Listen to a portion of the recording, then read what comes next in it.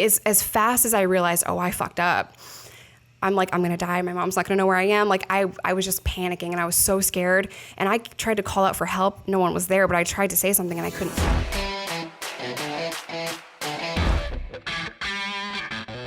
So yeah, I sold drugs and guns, and it was a crazy time in my life, but it was a hard time, you know, like things were never good for too long. So 2011 was probably the hardest year of my entire life. And I've had some hard years. But I owed my drug dealer at the time thousands of dollars. I don't even really know the exact number. I've estimated 30. It was probably a lot more than that. I don't know. I haven't wrote him in prison to ask him. He has a life sentence. But man, so I owed him a lot of money. My boyfriend at the time, he robbed a store because I was in debt and he thought he was going to help me. That's bringing more heat on me. That's not fucking helping, right? So he robbed this store that I happened to work at, which was funny because at the time my landlord's like, Jess, come on, you need to just get a job. Work 2 hours a week. I don't care. Like, we know you're a drug dealer. Like, try to help us out, right? So I got this job at this smoke shop and I'm like, hey, I need the bare minimum amount of hours. Like, don't even give me anything. And I was working at this smoke shop. He came in all covered up, put me on the ground, took the money, robbed me, and left. Cops were on scene within 5 minutes. I'm from a nothing town in upstate New York, like this little Ewok village. You've never heard of it, I promise. And my boyfriend was also on scene within just a couple of minutes, checking on me to see if I was okay. He gave me a hug and he goes, it's okay, it was me. And I'm like, there's cops everywhere, and these cops know me. They've known me all my life. Like, what the fuck, right?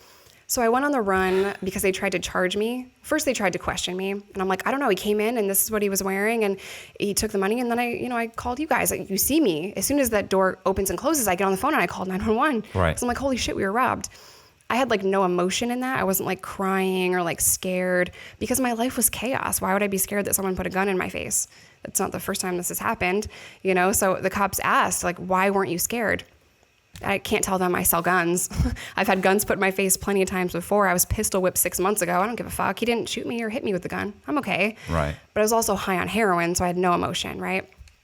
They tried to question me later about my boyfriend at the time, and I went in for questioning. I'm like, listen, I just worked at the store. I'm going to need a lawyer if we're going to move forward. Like, you can go home. I'm going to call you at 9 a.m. in the morning. I'm gone. I ran. Once they started to kind of connect the dots and figure out that it was him, I'm gone. So I went on the run again. This was February 2011. Now I'm on the run from charges. It was conspiracy to commit armed robbery, grand larceny, a false written statement, and false police report. And I'm also on the run from a drug dealer that I owe thousands of dollars to. And I went on Magazine Crew. I don't know if you ever saw American Honey with Shia LaBeouf. Sounds familiar. They sell magazine subscriptions door to door. They stay in every city for 2 weeks at a time. Then they roll out. Perfect place for me to be. I kind of came and went several times on the Magazine Crew. I was a queen bitch. So I have my crew numbers tattooed on my arm. But I was really good at it. I was good at sales, right? Right. Imagine that. And what's funny, I thought I was a hustler because I sold drugs. Everyone wants drugs. I was a hustler because I sold magazine subscriptions. Do you want to buy a fucking magazine? No. But I was really good at it. So I detoxed in a hotel in Norfolk, Virginia for the 100th time. And, I promised my boss for probably the 6th time, I'm going to be sober. I'm going to do it right. I'm going to stay on crew. Like, this is a changed me. I'm brand new. And I'm never going to go back to drugs. After 2 weeks or so of detoxing in a hotel, I get back to work and I relapse within the first few days. And now I'm back on heroin again. And we were jumping from moving on the crew from Virginia to Kansas. Well, I'm thinking, I've been to Kansas before. There's no fucking heroin there. What am I going to do? And I think my boss was kind of on to me about that. Like, yeah, there's heroin in Virginia at the time. There's no heroin in Kansas. I don't know what it's like now, but this is 10 years ago. Right. So I'm like, I don't want to do meth in Kansas. Like, what the fuck? And I was so mad. So we jumped there, and then eventually we find our way in Vegas. I'm getting blacked out drunk every single day because I can't find heroin. And it was really just a fucked up time in my life. And I don't know what New York is going to do. I know they're looking for me. They asked my mom if she knew where I was. She's ride or die for real. She's never going to give me up. So I was really stressed out. Well, I get a call when I was in Vegas from a friend of mine, ex-runner of mine that used to sell drugs for me in Arkansas. He's like, man, come down to Arkansas. It's fire here. I got the connect. I'm making a lot of money. Then he called me the next day and he was completely strung out and weird and just not sounding like himself. And I'm like, what is going on? Like, he must be really strung out. Now I think I'm sober because I'm not taking heroin. I'm getting blacked out drunk every night on Jack Daniels, but I'm sober. I beat heroin. I can go down and help him for a couple of weeks, help him get off meth, which I, at this point, had never seen in my life. I go down to Arkansas and with day one, I walk in this trailer, it's condemned. One dude's carpet surfing. Some other dude is ripping apart a computer. And my friend that's a runner thinks the cops are going to come, and I'm like, what the fuck is happening here? Like tweaking out the window. And I just thought I could never do this. Like, these people are insane. So like 2 weeks later, I was on meth. It's funny how in addiction, you think like, I'm not going to be this person, or I'm never going to be as bad as this person, or this drug is beneath me. Right. We're all the same. Yeah. But I kind of had that prejudice with meth. But before I knew it, I was using meth every day, multiple times a day. I don't know like how graphic you want me to get with that. But I was hooked instantly. Right. Instantly. And that was kind of scary. I don't know if I want to share like the first time I did it. Is that too graphic to share? No, I mean it's not, and it's not. It's up to you. Listen, the chick that I told you I was dating, she did 5 years for meth conspiracy. So conspiracy is so fucked up. Yeah. Well, and she's funny because she would say, when I asked her what she was in jail for, she said, she's like, I mean, I was addicted to meth. And I was like, well, they don't put you in jail for being addicted to meth. You kind of do, though. Yeah. Well, I mean, in the feds, so there's no charge for being addicted. And I looked at her and she goes, I was selling. I go, you're a drug dealer. And she goes, yeah. I go, well, just say it. Mm-hmm. I mean, like, you just did 5 years. Don't church it up. Right. And she's like, I was dealing meth. I was like, okay. So, yeah. But so, I mean, I've heard the stories. It's a horrible drug. Like it's the addiction rate is just like through the roof. Like, I mean, it's so hard to get off of it because it's just euphoric and it blasts your dopamine receptors so violently that you're like, and then you chase that, right? Well, the first time that I got it, I was an intravenous drug user. So the first time I tried meth, I shot up and I didn't know how to do it. And it was like this really weird, thick thing in my shot. And if you're listening, please stop listening if this triggers you. Like, I don't want to upset anyone that's listening. But I thought there was something wrong with it because it was really thick in the syringe. And I ended up like squirting some out and putting some more water in, and I shot up and I'm sitting on this toilet. Just to give you a picture here, I'm sitting on a toilet in a condemned trailer in Arkansas. The door slides. It doesn't even shut. Like, it's a horribly disgusting bathroom with carpet in it. The bathtub is yellow. There's cigarette burns on it. There's a hole in the floor of this bathroom. What are you doing? Right? You know what I mean? Like, so it was so glamorous. I mean, at that moment, don't you have to be going, what am I doing? I didn't give a fuck. Like, what the fuck? Like, this is so bad. I didn't care. And that's what addiction does. Right. They had AC and it's fucking hot as hell in Arkansas. So the fact that there was air conditioning, I was like, this is the place to be. So I shot up and nobody was there to help you. Somebody just gave you meth and said, here, run with it. Mm-hmm. Nobody explained it to you that they didn't. Yeah, great question. Because you can't shoot you can't shooting up heroin is different than shooting up than doing like a freebasing, than doing it's all different. Like, you can't mix the same amount you can't assume the same amount. It's a great question. So the dealer that was coming to serve my friend and my ex-runner at this trailer, he came to drop off some stuff. Dude wasn't home, and I'm like, I got $50. How much can that give me? And he said, well, what do you mean? Like, you don't know? Like, no, I'm new. And he's like, here. And he gives me what is a teener. That's not $50 worth. It's $150 worth. I didn't know the difference. And I'm like, okay, thanks. And he leaves. So I go in this trailer and no one's home at this time because I can't let them, like the guys that I was crashing with, I can't let them know that I'm going to use meth because I'm trying to get them sober. Right. And I just gave up because I'm like, this must be a great fucking drug at first, Jesus. So I thought I'll just try it once, right? So I have to kind of hurry because I don't want anyone to get home. So I shoot up in this disgusting bathroom. I go to stand up to clean up my mess so that no one knows what I just did. And I fall. I can't get up. I can't see. My vision was completely blurry and I can't hear. There's a ringing in my ear. It's like the wah-wahs. And I thought I was dying. And I'm like, great, I'm about to have a fucking heart attack in this condemned trailer and no one's going to know what happened to me. They're going to ditch my body somewhere. And as fast as I realized, oh, I fucked up, I'm like, I'm going to die. My mom's not going to know where I am. Like I was just panicking and I was so scared. And I tried to call out for help. No one was there, but I tried to say something and I couldn't talk. And I just thought, I'm dying in this trailer. I don't know what came over me, but I was able to calm myself down. And I was like taking big, deep breaths. I'm like, just calm yourself. It's deep breaths. It's okay. You're going to be okay. Like this calmness came over me. And I was able to kind of regulate my breathing. And slowly my vision came back. My hearing stopped ringing. And I could stand back up and I started to clean up everything. And I thought, this is the best fucking drug I've ever had in my life. Not, you almost died, you fucking idiot. No, right. This is the best drug I've ever had. And I chased that feeling for almost 8 months in Arkansas. But again, now I'm on the run. I can't work a job, so I have to sell drugs. So I started selling meth and I got involved with a lot of crazy people. Cartel has a very real presence in Fort Smith, Arkansas.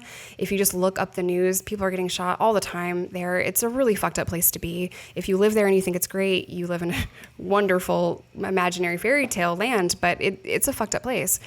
So I was making enough, not a lot, but enough to feed my addiction. And I hooked up with this guy, so I was paying off his debts. He loved to gamble, so I would have to pay off his debts with selling drugs and whatever. Well, that had to come to an end at some point, right? So I got arrested at like 4:30 in the morning because I was a complete tweaker at the gas station trying to buy snacks. So I got arrested for possession with intent, delivery of meth, and simultaneous possession of drugs and a firearm. Someone just called, or? There was an open investigation on, not me, everyone else that I had met along the way. So they were trying to figure out where this was coming in from, and I saw it happening and I didn't leave. So people were getting picked off. Now, remember I said a few minutes ago, I was only supposed to go there for 2 weeks. 8 months had passed because in the blink of an eye, 8 months passes on meth. And it just happened so fast. So I had calls from jail telling me, yo, Jess, it's hot. You need to leave. Like, everyone's going to jail. Right. Some of my friends were going to federal prison. Some of my friends and connections were being deported. Some of my friends were going to state. And I'm like, I'll get out when I leave. Like, I'm fine. I'm sure I'm just a small person in this world. I'm not bringing in buckets of meth from Texas. Like, it's not me. So they're not after me. I really thought that I was just small potatoes in the grand scheme of things. Like, yes, I'm slinging ounces every day, but I'm okay. But when they add it up and say it in front of the judge, it's suddenly a massive amount, and they make you sound like you're the kingpin. You're bringing it. You're an intricate part of the chain within the cartel. Correct. Cartel? Correct. What are you talking about? I've never seen a cartel member. Right. That's what's hard. So I'm very fortunate that the feds didn't pick up that case because they absolutely could have. They could have, hit me with conspiracy and I wouldn't be sitting here right now. I could have got 10 flat, 20, like they could have really fucked me over. But when you got grabbed from that charge, you still had charges in New York, right? Right. Okay. So we get arrested and I'm like, I'm going anyway. I'm on the run from that. So I kind of made peace with the fact that it's happening, right? So I get arrested. They charge me with what they charge me with. Drug task force tries to talk to me several different times. I tell them to go fuck themselves, take me to my cell. I'm not talking to you. And they're like, Jess, we have been following you around everywhere. You really like Thai food. We've sat in the fucking restaurant with you. We've shopped with you at Walmart. And one of the head guys of the drug task force looked so familiar to me. And I'm like, I can't picture it. Once he started to say that in my first interview, I was like, I'm so fucked. I'm so fucked. But don't let them know that you think you're fucked. It doesn't matter. You're going. But he slid across this picture of me handing a big bag of meth into the back seat. And then I got hit with delivery like the next day after my arrest. And I'm putting the pieces together, and I know that I'm going to go for a minute, right? Plus I have the New York stuff. I'm innocent of the New York stuff. And my idea was go on the run, get a lawyer, detox in your own way, not in jail. And then you're going to fight it. None of that ever happened. Right? Never happened. It sounded good. Yeah. It sounded like a great plan. So I'm at this county jail in Arkansas, and I find out like 2 weeks later that I'm pregnant. And I thought, no, the fuck I'm not. There's no way. How do you go to prison for as long as I'm looking at This is pregnant? from the degenerate gambler. What do you mean? Yeah. Okay. Yep. This is from the gambler. It's his baby. And I was seeing him for like 6 months or so, but that relationship was very shallow. He knew my name. He knew I was from New York. It's also based on what? It's basically based on drugs, right? Or is he not drugs? It's still... He uses and sells drugs, but he's bad at it. Right. You know, so I'm selling the drugs and I'm kind of taking care of us at some point throughout, you know, our relationship here, but he doesn't know anything about me. Nothing. You know, my name's Jess. I'm from New York. I have felony warrants. Don't drive like an asshole. Right. That's all he knew about me. Because I was very... So it's a solid foundation. Solid foundation. Right. Great start. I was very closed off. You know, I wouldn't get close to people. It was just who I was, you know. To me, and as shitty as this sounds, I'm just going to be fucking honest, he was just there. He's just disposable to me. I didn't care about this person, didn't know this person. I don't care about what your favorite color is, what your fucking zodiac sign is. I don't care. I didn't have conversations like that with this person. He was funny, made me laugh. It was decent enough, right? So whatever. And I never thought I would have this person's baby, right? He's a complete stranger. But I found out I was pregnant.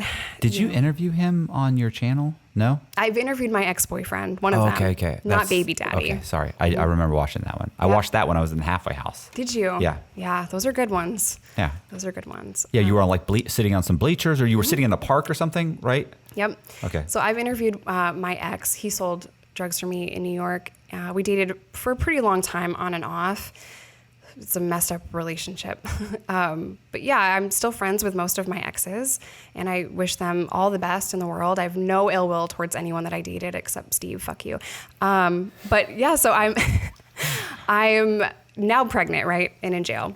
And I had to tell this person that I'm pregnant. Like, there's a baby. And I have to process this first, come to terms with it. I'm in complete denial because I don't know what to do. I'm coming down off of drugs. They're not giving me prenatal vitamins. The water's dirty.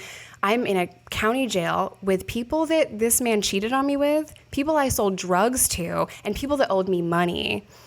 Like, do you think that's a good combination? Or like, the stress level was through the fucking roof. Right. And everyone really knew who I was in this town. I'd been there and I sold to everyone. I sold to, 18-year-olds and their dad at the same time. Like, meth is a very different world. Something that I'd never experienced in New York on heroin. You don't sell to someone, a 20-year-old and their parents at the same time. That's how addictive meth is. Whole families, grandma, the mom and the kid, they're all using meth. Right. So that was wild to me. So it took a couple of months to really process the fact that I'm going to have a baby in prison. In prison. Baby was a shock in its own right because I never wanted to be a mother. I never wanted to be a mom. I didn't think I had the capability. I didn't think it was right for me to bring a kid into the world because of the lifestyle that I lived. It wasn't fair. I was a horrible human being, and I knew better. And I was on birth control at this time, but I was also on meth and I wasn't taking it, right? And I would miss days and like, boom, bam, had a baby. So I go to tell this person in this county jail that I'm pregnant, and he looks at me and he says, "Is it mine?" This is the only person I've been with for 6 to 8 months. I'm like, I fucking wish it wasn't. I'm like, no, it's mine. I got this. Don't even worry about it. I'm good. I got it. And in that moment, it hit me. You're alone. You were completely alone. You have no one. You're 1,300 miles away from any friends and family. You're doing this by yourself. So that was hard to kind of wrap my head around. At the time, when I was first arrested, the deal on the table was 20 years. And I told them, absolutely not. In a state prison. In a state prison. I said, we're going to trial. They found the gun after they arrested me, so they drove my stick shift to the impound lot, and because he couldn't get it into gear, he was like jerking it all around, the gun fell out of the steering column, and I was charged with it. But in my New York mind, I can get away with that because you're not supposed to drive my car to the impound lot. You're supposed to search it with me on scene. You could have planted that, fuck you, right? So I'm thinking I can get out of certain things, where the placement of where the meth was in the car, with the association of where I was in the car, I'm thinking I can get away with it. You can't. Yeah. But I'm going to fight, right? So for a couple of months, I thought 20 years is what I was looking at. And in Arkansas, nothing makes sense. So you either serve 50% of your time or a third of your time. My serious level was high enough. It's 50%. But so you're doing 10 years. People are telling me that, but there's no documentation to prove that. And there's no legal material that I can read that says that either. I'm a New Yorker in an Arkansas jail being denied legal books, law. There's no law library. There's nothing that I can read. So I have to kind of take people's word on this, right? So I'm like, I'm not signing a 20-year plea if you can't tell me how many fucking years to the door that is. In New York, you know what you're going to get. Right. 1 1/3 to 3, 2 to 5, 5 to 7. You know what you're doing, right? So I'm like, I don't understand. So they came back a couple of months later and my lawyer said 10, and this is the best you're going to get. And I said, 10 years? Okay, we're negotiating? Absolutely not. I'm not signing that, but I'm glad that we're going to negotiate now. So you're saying 10 years and you do 5? Mm-hmm. Okay. Yep. Allegedly. Right. But I don't know for sure because I've never been given proof of this at this time. People are telling me you find out in prison, and I'm telling them that's not how it fucking works. You have to know before you go. I'm not going to sign a plea and not understand it. That's 50%. That's good time? Like you can lose that time if you get in trouble. You can continually lose the... Yes. Okay. Yep. So it's good time. It's game time. Sorry. Technically. You might end up doing the whole 10. You could max it out and go flat. Yes. So it took me 6 months, a lot of tears, and just trying to talk to as many people as I can. Like, what was your charges? What did you get? How many times have you been here? Asking my friends that are serving time in the jail. A good friend of mine, Jason Forrester, he did Fed time and state time. He understands how Arkansas state law is, but he's from Chicago. One of my best friends in the world. He gave me the best advice that I could possibly have. Be patient. They're going to knock it down. They're not going to take you to trial. Yeah, you got to wear them down. Right. And I knew that from, my experience in other things, but I was scared because I don't know the law here. Finally, they came back, they said 5 years. And I'm telling you, bro, I never signed a piece of paper so fast in my life. How much time had you already done? I was there for 6 months when they gave me that. So they're already considering the 6 months as a part of the 5 years. You have to ask for your good time in Arkansas. They don't automatically give it to you. And they don't give you day for day time in Arkansas either. So I know. And you don't know this going in. No one tells you Your these public things. defender's not saying anything? He doesn't give a fuck. Right. He is helping, he's the public defender on a couple other cases of people that I knew, and he would call them thugs. Like, you're taking the advice of thugs over me? Like, these thugs give a fuck and you don't. He's pure compassion. Oh, he was wonderful. Right. Yeah. So good times. I signed a 5-year plea, but it was 5 years, 15 suspended, 40 years exposure. That's a really loud thing to say. All of that means if I ever commit another felony, I'm so fucked. Right. But I'm off parole and I'm serving my suspended sentence time, and then I'll have my exposure time will kick in. It's not concurrent, it's consecutive. So what is exposure time? It's basically, the feds could pick it up at any point, right? Okay. So if I went back and I sold a bunch of stuff and sold a bunch of meth and I got conspiracy, the feds could pick that up and my points would be higher because I have this other case in selling meth. Okay. Statistically, they were smart for that because the chances and the likelihood of me coming out and selling meth again and then being put in the feds for a long time are pretty high. Yeah. So, but now I have to go to prison 6 months pregnant.